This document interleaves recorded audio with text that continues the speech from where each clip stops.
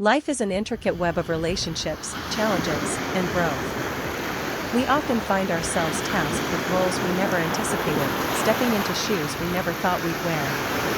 That's exactly what happened to me when I became a mentor to Oliver, my best friend's son. What started as casual advice here and there evolved into an incredible journey of transformation, not just for him, but for me as well. Let me take you through this fascinating story of how Oliver became a stronger and more skilled man, and how I learned the beauty of guiding someone toward their full potential. Oliver was 17 when I first noticed the subtle signs of his struggles. He wasn't a bad kid by any stretch of the imagination. He was polite, funny, and had a natural curiosity about the world. But beneath the surface, there was uncertainty.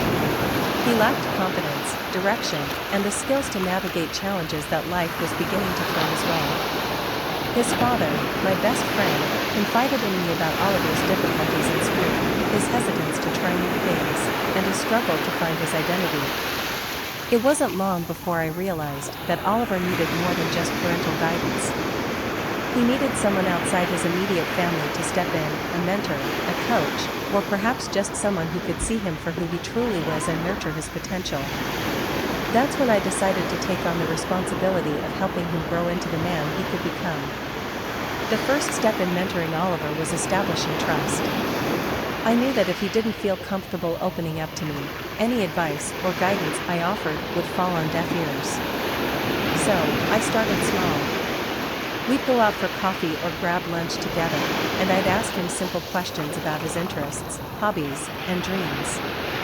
At first, his answers were vague, "I don't know," or "I guess I like video games," were common responses. Instead of pushing him to open up immediately, I focused on creating an environment where he felt safe to express himself. One day, during one of our conversations, he mentioned that he wished he could learn how to play the guitar, but felt it was too late to start. That was my opportunity. "Why don't we give it a shot?" I suggested. "I'll help you get started." We found a second-hand guitar online and began practicing together once a week. At first, it was slow going, his fingers fumbled over the strings, and he grew frustrated easily. But with patience and encouragement, he started improving. The joy on his face when he played his first full song was unforgettable. This small win wasn't just about learning an instrument, it was about proving to himself that he could set a goal and achieve it. As Oliver gained confidence in his abilities, I realized it was time to introduce him to challenges that would test his discipline and resilience. One of the most transformative experiences for him was joining a local martial arts class. I suggested it not only as a way to stay physically active, but also as a means of building mental toughness. At first, Oliver was hesitant. "What if I'm terrible at it?" he asked nervously. "What if everyone else is way better than me?" His fear of failure was palpable, but I reminded him that growth often comes from stepping outside our comfort zones. The first few weeks were tough. He struggled with the techniques and often came home sore and discouraged. But little by little, he began to improve. The instructors praised his determination, and he started earning belts, a tangible representation of his progress. More importantly, he learned the value of persistence. There were days when he wanted to quit, but each time, he pushed through. Martial arts taught Oliver more than just self-defense, it instilled in him a sense of discipline that began spilling over into other areas of his life. He started waking up earlier, sticking to a steady schedule, and even helping out more around the house. It was as though he had unlocked a new level of maturity. While physical strength and discipline were important aspects of Oliver's development, I knew that intellectual growth was equally crucial. He had always been curious about the world, but lacked the confidence to dive deep into complex subjects. One day, during one of our conversations, he mentioned an interest in astronomy, but dismissed it as too hard to learn. I saw this as another opportunity to challenge him.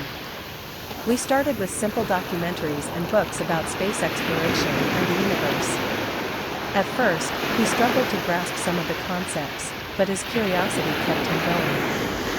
Soon enough, he was asking questions that even I couldn't answer, questions about black holes, time dilation, and the possibility of life on other planets.